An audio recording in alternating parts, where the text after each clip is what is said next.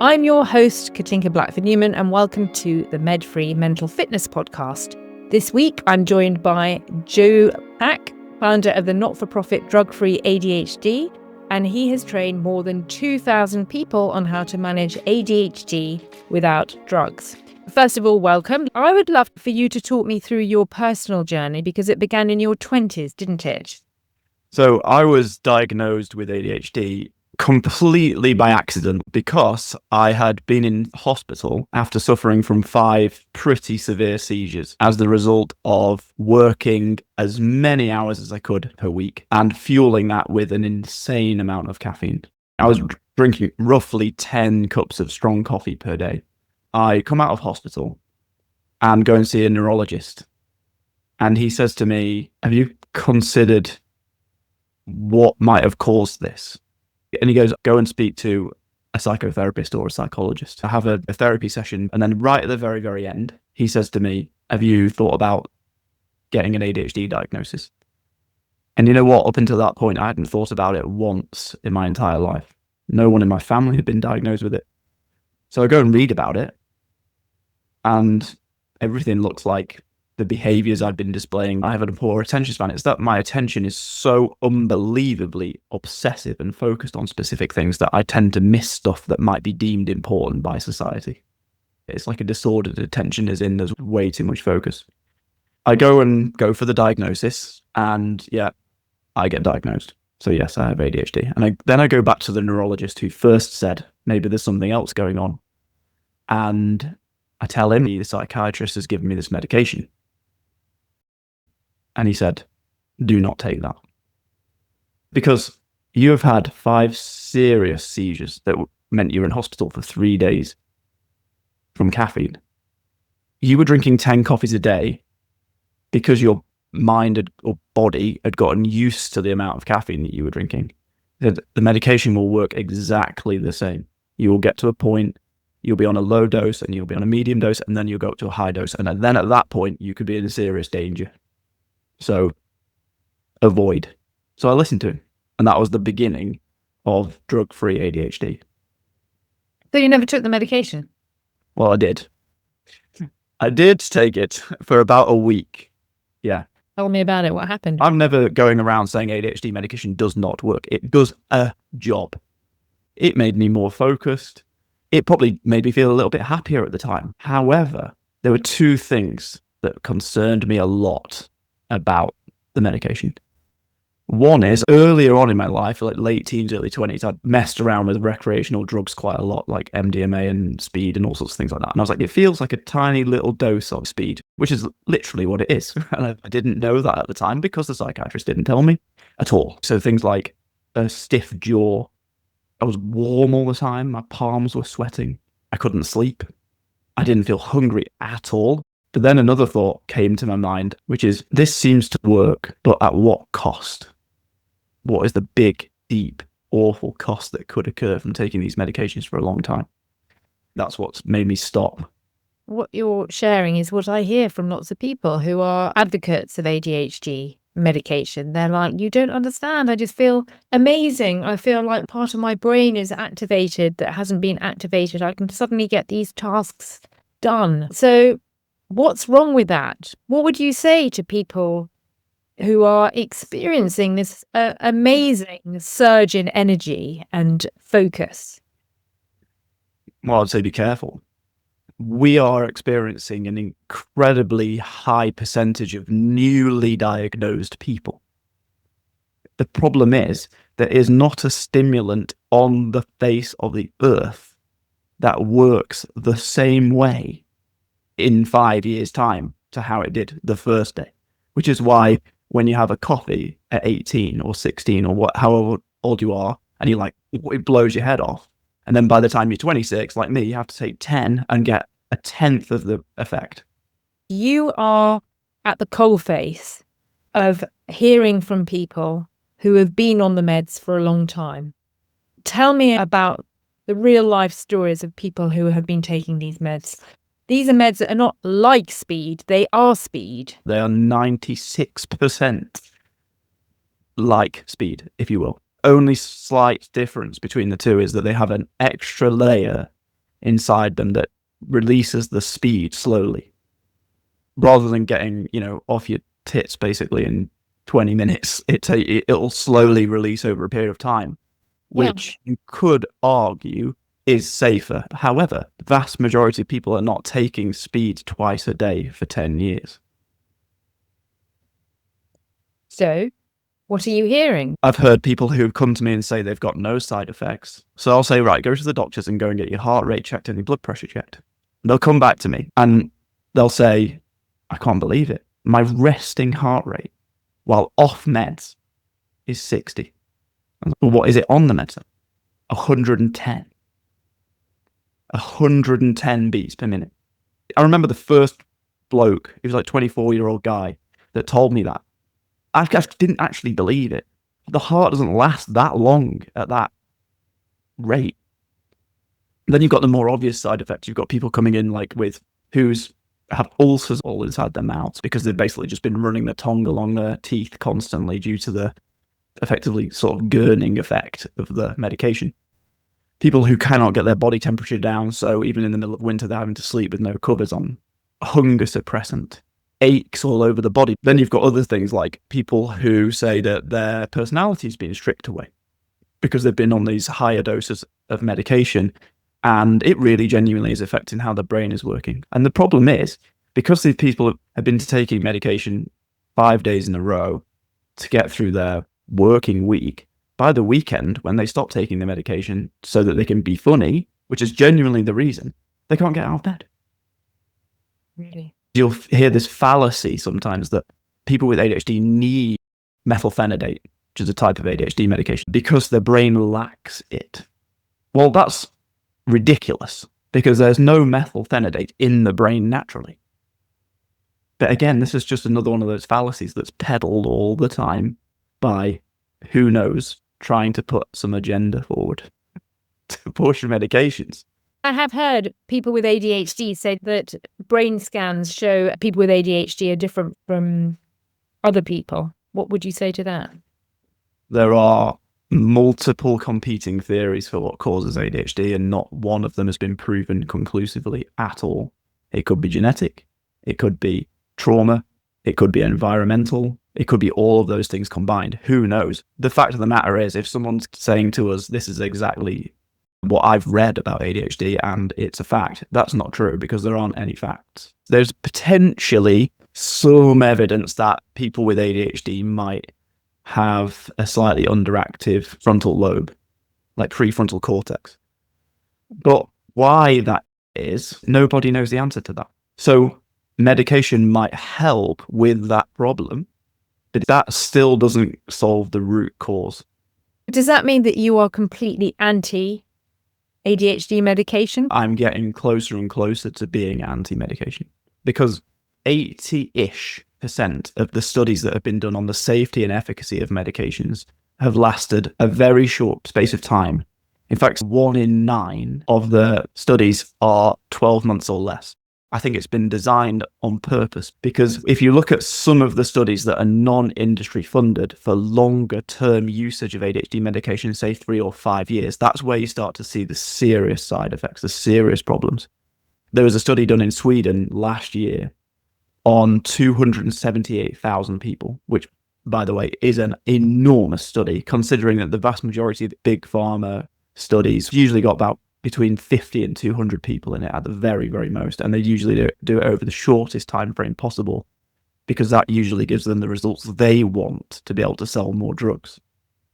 And what did they find? They found that on 278,000 people, in people taking ADHD medication for 3 years or more, that there was a 72 to 80% increase in the risk of hypertension, so high blood pressure. Now, you might think, well, it's not the end of the world, high blood pressure. Yeah, but it's what high blood pressure leads to that's the problem, which is why they also found that there was a 49 to 65% increase in arterial disease in the arteries, in the blood vessels. And that led to a 27% increase in cardiovascular disease. Wow. We hear people sharing studies saying ADHD medication is safe. All the studies that you're citing are too short in length to actually show the truth. And hardly anybody takes ADHD medication for just 12 months. If they were, okay. That is where I'm not going to be so negative about the meds. If it's a short-term thing, to put you on some medication for 6 months while we teach you how to manage without it, how to cope without it, that's okay. But some people that have come to me have been on medication for 20 years. And what sort of state are they in? Not good. They get to a point where the medication doesn't really work anymore, and they'll say, I can't stop taking it because it makes me feel too sad to not take it. Yet I know it's not making me focus in the same way. There's people who have ended up losing loads of weight early on in taking the medication, but then put lots of weight on later on. There's lots of people who have developed lots of addictions that they never had before they started taking the medication. Things like gambling, for example. Why would they be doing that? Because they're seeking dopamine. So can you explain that process for people who don't quite understand, which is that it's acting on dopamine, isn't it? ADHD medication will stimulate dopamine, or it'll stimulate norepinephrine, 2 different neurotransmitters. And the theory behind it is that people with ADHD are low in those neurotransmitters. But again, the evidence on that is very controversial. Some studies find it, some studies don't. If someone's on, say, the maximum dosage of a medication, let's say, for example, 70 milligrams of Elvance, their doctor cannot give them any more than that. But they're thinking, I need more. Well, then they go and try and seek dopamine from elsewhere. So basically, they have gone back to how they were before they ever started taking the medication, except now they're taking a high dose of meds every single day with getting no benefit. And now they are seeking excitement or dopamine or something from elsewhere. And often that turns into addiction because it was the only thing making them feel good. Yes. So I've had people in like hundreds and hundreds and hundreds of thousands of pounds of debt from this. Wow. Yeah. They've got addicted to gambling as a result. Yeah. What about other things that work on the dopamine system? My expertise is far more around antidepressants and antipsychotics, which I've had personal experience of. And one of the things that I have understood is that the reason that people who are on antipsychotics put on a lot of weight is because antipsychotics are thought to work on the dopamine system. Yeah. These drugs affect neurotransmitters. So they're going to manipulate the brain in some way. How it affects you is going to change. One person is affecting part of the brain that's making them eat all the time, but it's not sending signals to the brain to tell them that they're full. Yes. No matter what, the people who've just started taking the medication, like, this is changing my life, it is absolutely changing the brain. Without any doubt. That's the point of it, but don't take that lightly. There has been a massive surge in diagnoses, with some companies seeing referrals quadruple. Why is this happening? I think there's a lot of noise in the press. There's more awareness for it. For example, if you go on TikTok or Instagram right now, which I try to avoid at all costs, you will see ADHD coaches saying things like, hey, if you're a bit forgetful and if you are highly driven and get a little bit upset sometimes if things don't quite go your way, you've probably got ADHD. Well, show me a human being on the face of this planet that would not be able to say yes to those things. That would not say, yes, I've experienced that. There are also companies that are financially benefiting from this. We know this, which is that there are private companies who are selling diagnoses for what, £1,000 or something. Is that right? I've got a real massive problem actually with private diagnosis. Yes, the NHS waiting list is obscene, but it would probably be half the length if it wasn't for social media. No matter how ethical you are, if someone's paying you £1,000, I believe there will be some subconsciousness going on that makes you more likely to diagnose a person than if you're going through the NHS where there's no money on the table. The moment someone pays for something, it changes the relationship instantly. ADHD is defined as a persistent pattern of inattention or hyperactivity and impulsivity that interferes with functioning and development. What do you think that ADHD is? Is it that? Or is it a disorder? Is it a chemical imbalance? Does it exist? Or is it just a character trait? I don't know, but I do know something. I work with people who are wanting to get off ADHD medication. I specifically will not allow the people that I work with to use ADHD as a reason or as an excuse for any behavior that they do in their life.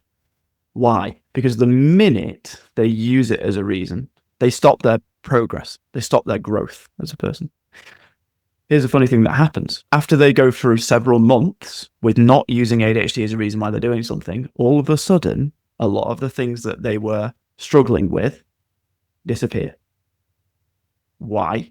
Maybe it's because they're not identifying with it anymore. Maybe it's because they realized it wasn't the reason. Maybe it's because ADHD isn't something we'll have for our whole life. And in fact, I bet you all the money in my bank account that if I went back to get a diagnosis this week, they wouldn't give it me. How interesting. Why wouldn't they?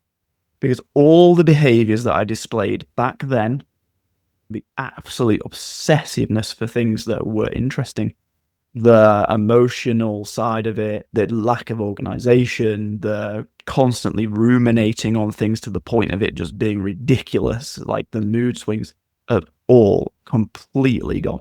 The only thing that remains for me now is this sort of obsessive focus on things, but I have so much more control over it now. So what have you done?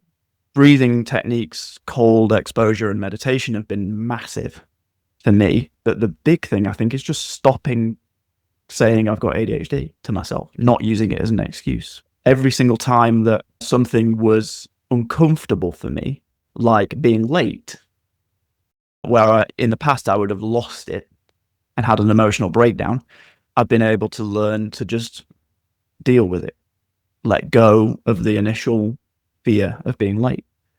Quite a common thing with people with ADHD is that they take everything totally out of context.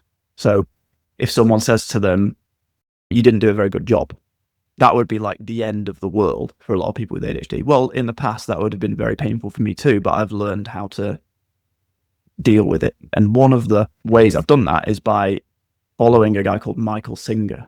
But Michael Singer is an American yogi, and he wrote a book called The Untethered Soul, amongst others. And in it, he explains that you are not the voice of the mind. You are the one who hears it. The moment that I read those words, it changed my life completely, because I had been taking advice from the voice in my head. And if ADHD is all about the voice in your head, then therefore it's not really a big problem anymore. And I thought that I was a one-off, but I've taught this to everyone I've worked with, and the vast majority of people have a profound shift in their experience of life just through that one sentence alone. And this is something that I work with people all the time, which is that your thoughts are not fact, that you can change that at any time. This is music to my ears. What I think you're saying is that a diagnosis is really only useful if it's empowering rather than limiting. That if it leads to your expansion, then great. But if it leads you to being limited, then it's just not helpful. There's a term in that people will say, I'm an ADHDer. So they say, I'm an ADHDer. I think that's a really bad thing to say, because they are defining themselves as something that they are not. I'm not saying they have not been diagnosed with ADHD. I'm not saying they don't have ADHD. But what I'm saying is they are not ADHD. They are a human being that may have something called ADHD. And the minute anybody questions their experience or belief, they don't feel that ADHD is being questioned. They feel that they personally are being questioned. And then that trickles down into the next bit, which is, why am I able to overcome my ADHD when another person isn't? And I think it comes down specifically to this. I never identified with it. In fact, people that get a lot more engagement than I do on social media posts, their posts are usually quite victim-led. I've had a really bad experience, and these are all the other things I've had a bad experience on. Aren't we all really hard done by? Isn't the world a difficult place to live in? And those posts get really high engagement. Do you identify someone who has ADHD? I've stopped using it completely in my personal life. And the only time I ever really mention it a little bit is just with work, so that people can understand the context of why would a person that doesn't have ADHD be helping people with ADHD. It's like, because I was diagnosed with ADHD, it doesn't mean I've still got it. What have you got and what haven't you got? I have no idea. Did you have ADHD? I definitely displayed all of the symptoms, and quite severely. I have friends with ADHD. For example, I've got one friend who is really messy, and she says, well, the reason that I'm messy is because I've got ADHD. I've got another friend who is ridiculously clean, tidy, addicted to order, and the reason behind that for him is that he's got ADHD. I'm like, well, how can those two things exist? Can you explain that to me? I wish I could, but that's the mess we've got ourselves into with the whole of the neurodivergent spectrum. My son is diagnosed with autism. He cannot speak. He has severe sensory processing disorder. He basically can't do anything for himself at all. So he's autistic. But then what Elon Musk, for example, he's exactly the same, is he? Just doesn't make sense to me at all. So therefore, people like my son, who genuinely need help, actually don't get as much as they should, because the description of what autism is in the way that ADHD has grown into this massive spectrum means that almost everybody at some point in their life could display all the symptoms, or at least enough of. I think you need 5, basically, to be classed as ADHD. The thing is, some people really, really, really struggle with this. And are these labels ever helpful? I am very obsessive. I read a lot. I question things all the time. I'm a very contrarian thinker, let's say. To me, getting diagnosed was really helpful because it helped me see where I could fix things and read into it and constantly question. I would say it to myself all the time, is ADHD even real? Nobody can actually find a gene, or they can't find anything specific. That's for certain. For me, it was good because it allowed me to deal with everything that was going on and sort of fix it. But I think for another person that might not be quite as crazy as me, it might be a really bad thing because it could trap them.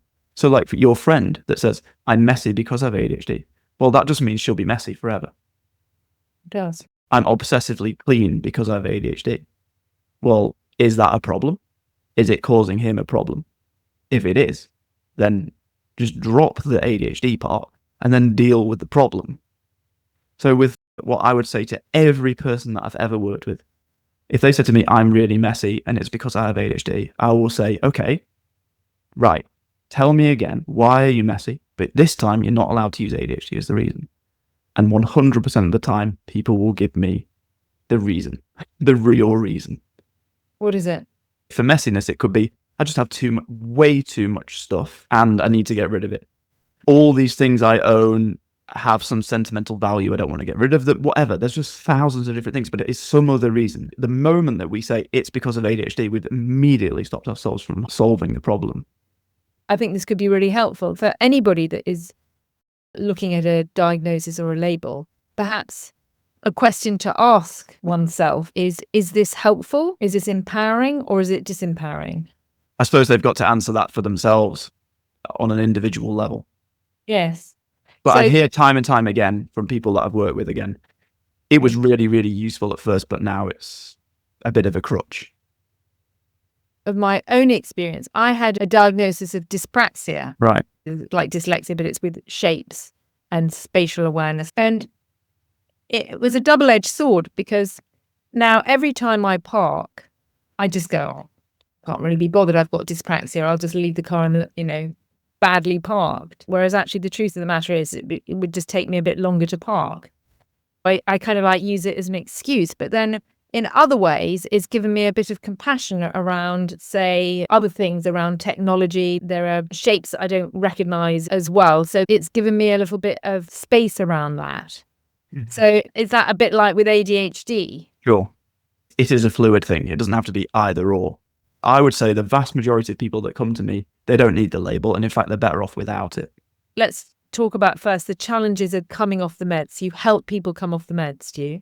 They'll usually be speaking to their psychiatrist as well, and they will have informed them that they're coming off the medication. Some psychiatrists will actually refer me and recommend me specifically.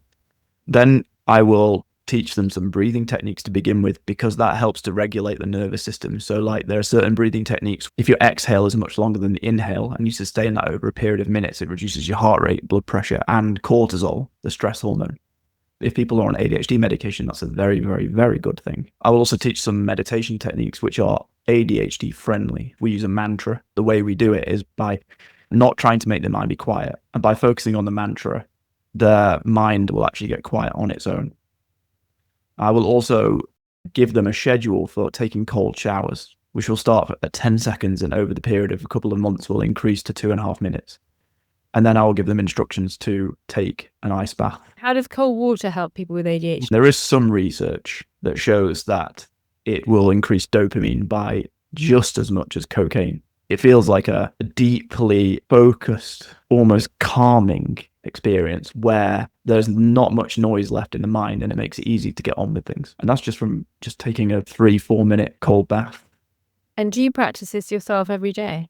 Well, yeah, I took a cold shower about 2 hours ago for about 2.5 minutes. And you go cold water swimming? Yeah. What other hacks do you have for people with ADHD to help them focus? Time blocking with a piece of paper and a pen, not on a to-do list app on your laptop, is a game changer. Very specifically, Cal Newport's daily planner. Cal Newport's daily planner. He wrote the book Deep Work, another book called Slow Productivity, which is very good for people with ADHD. And he created this daily planner. It's very simple. It's 4 columns across the page, and it has no numbers on the side. So basically you add them yourself. So if you start work at 9, then you put 9, 10, 11, 12, all the way down the side. And then you basically, it's in half-an-hour blocks, this column, if you will. If something happens to go over or something took shorter than you expected, you basically just scribble out the rest of the day and then move it across to the next column. So if you want to change things over, this is so simple, yet it makes people with ADHD's lives so much easier for one very, very important reason, which is you know what's coming in the rest of the day. The biggest problem that I see with productivity with people with ADHD is twiddling their thumbs, sitting doing nothing for half an hour or an hour, because they didn't do this at the beginning. As you know, I work as a life coach and I deal with productivity all the time. This doesn't seem to be an issue just with people with ADHD, or certainly not with people who said that they're ADHD.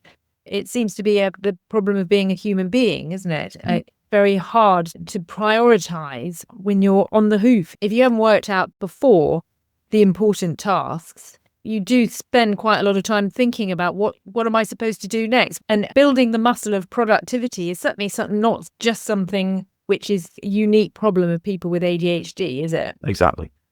I'll also tell people to do this thing called chaos planning, chaos time. Block out 1 to 2 hours in an afternoon that has nothing in it. Just do it every single day for the rest of your life.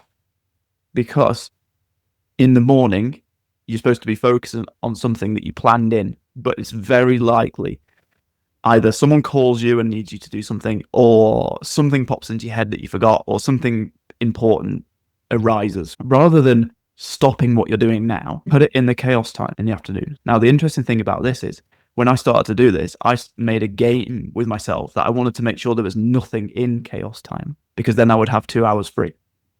Right. And what do you do with the 2 hours?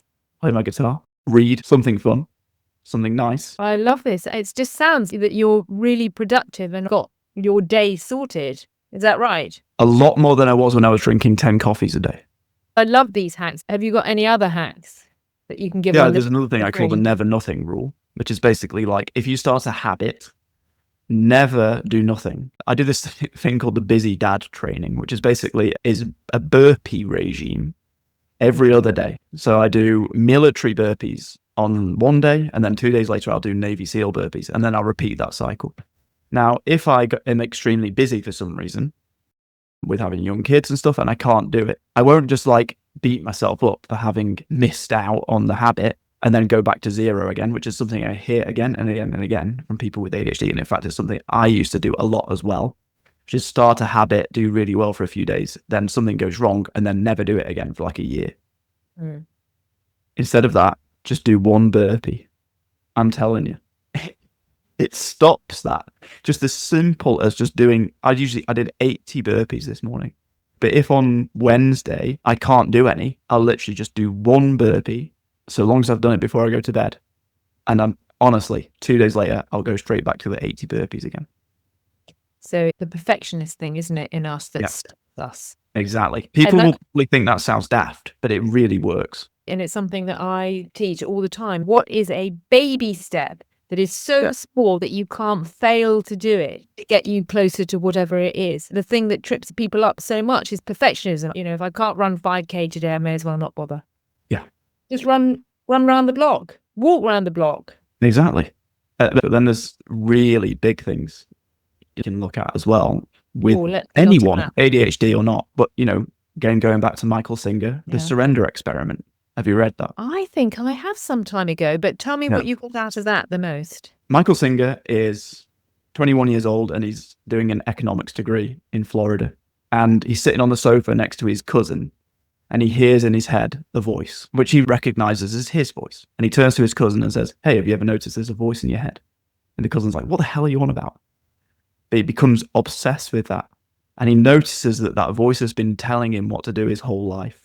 It's just the difference now is rather than thinking of that voice as him, he recognizes it as his voice. Obviously, we spoke about that earlier on. However, he goes way further than just working out that he doesn't have to listen to the voice. In fact, he recognizes that if he literally surrenders everything that that voice says, what's left is pure happiness, pure bliss.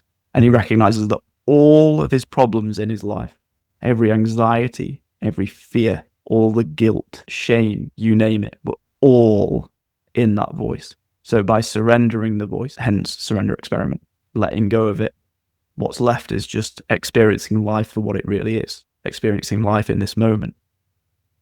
It's so interesting, isn't it? Because it seems to me that your journey, which began with understanding ADHD and then went on to helping other people unpack their ADHD without drugs, it seems to have evolved into a spiritual journey. Would that be right? Definitely.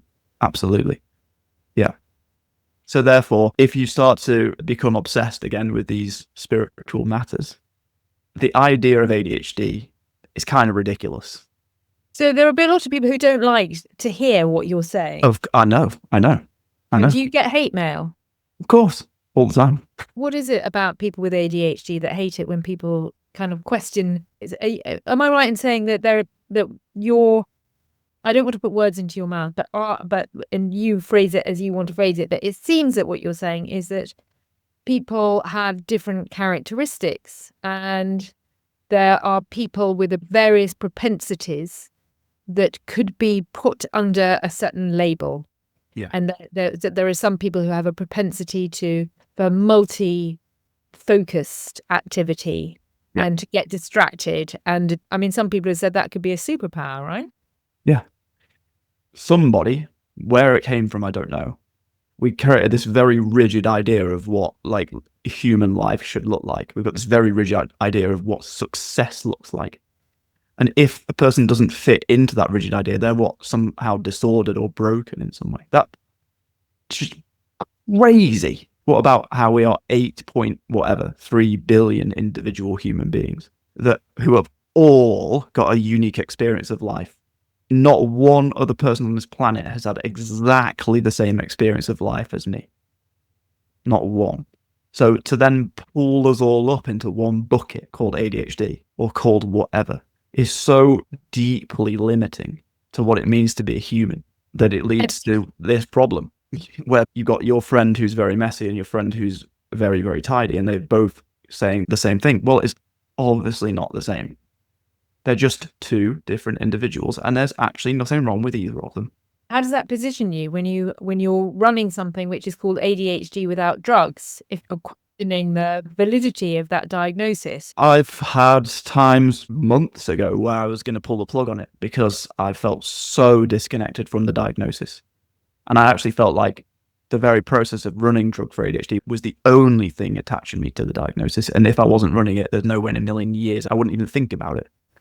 Then my wife convinced me, this is really helping people. You cannot stop. I'm passionate about helping people. I don't care whether they've got ADHD or not. I really don't. Okay, so you're helping people to be more productive human beings.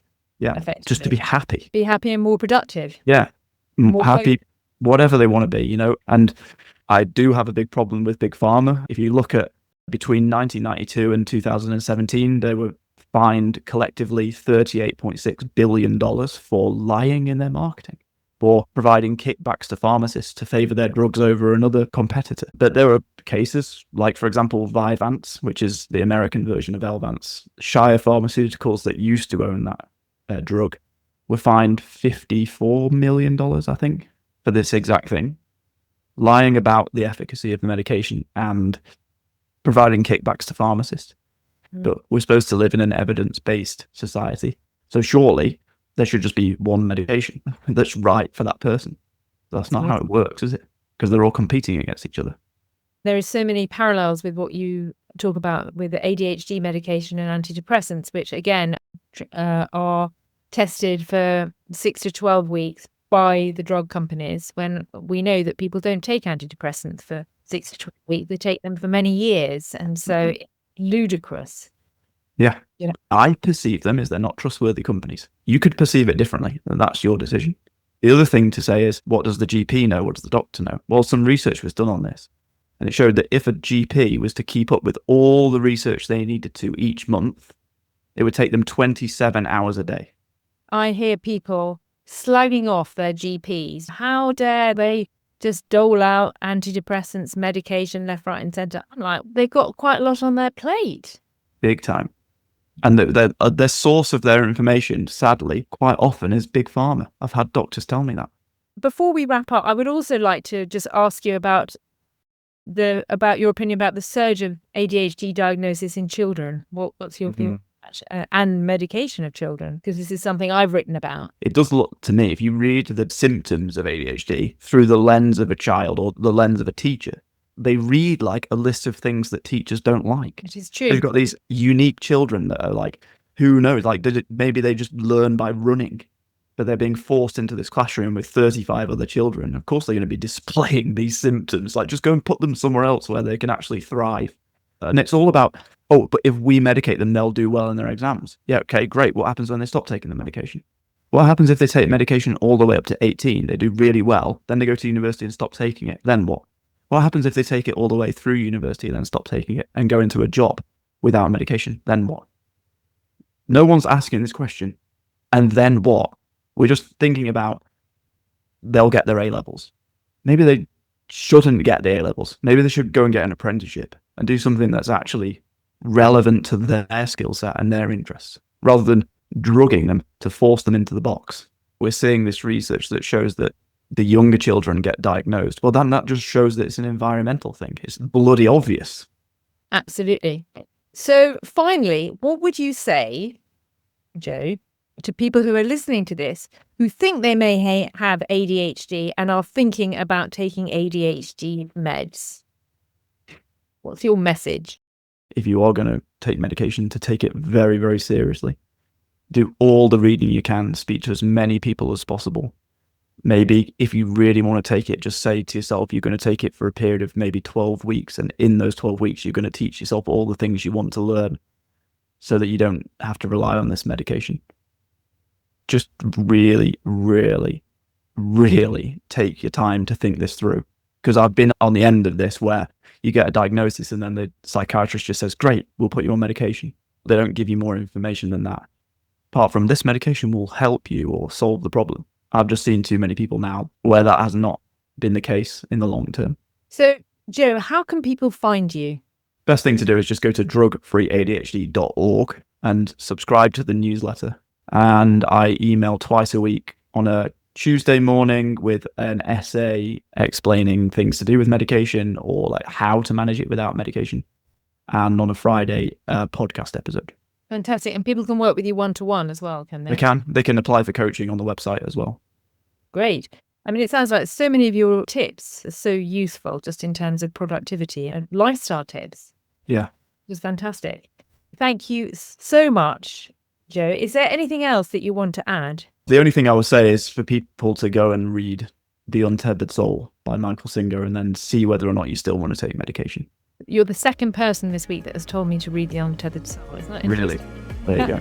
So that's all from me, Katinka Blackford-Newman, mental fitness life coach, author, health journalist and founder of antidepressantrisks.org. If you wish to reach me, you can do so at www.kbnlifecoaching.co.uk. Have a great day, everybody.